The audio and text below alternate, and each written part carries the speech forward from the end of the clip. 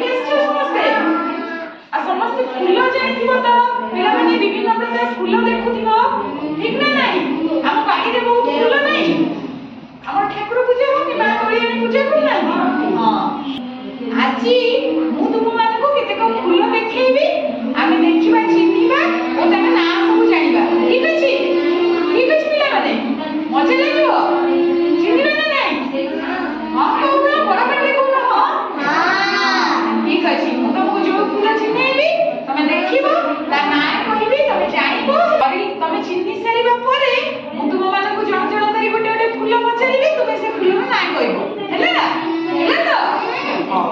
ଏ ଦେଖ, ଦେଖ ପିଲାମାନେ, ଏଥିରେ ଅନେକ ଫୁଲ ଅଛି ନା ନାହିଁ? ଅଛି ନା? ଏ ଫୁଲ ମାନଙ୍କର ନାଁ ଆମେ ଜାଣିବା ଆଉ ଚିହ୍ନିବା। ଠିକ ଅଛି? ଦେଖ ପିଲାମାନେ, ଏଇଟା ହଉଛି ପଦ୍ମ ଫୁଲ। କି ଫୁଲ ଏଇଟା?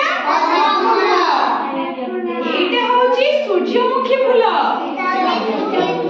କି ଫୁଲ ଏଇଟା? ସୂର୍ଯ୍ୟମୁଖୀ ଫୁଲ। ଏଇଟା ଗେଣ୍ଡୁ ଫୁଲ। କି ଫୁଲ? କି ଫୁଲ ଏଇଟା?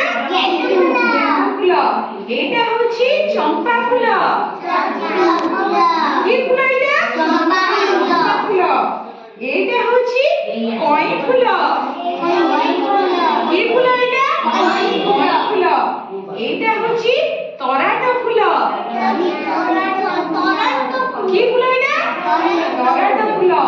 ଏଇଟା ହଉଛି ଅପରାଜିତା ଫୁଲ। କି ଫୁଲ ଏଇଟା? ଅପରାଜିତା ଫୁଲ। ଏଇଟା ହଉଛି ମନ୍ଦାର ଫୁଲ। କି ଫୁଲ ଏଇଟା? ମନ୍ଦାର ଫୁଲ। ଏଇଟା ହଉଛି କନିଆରୀ ଫୁଲ।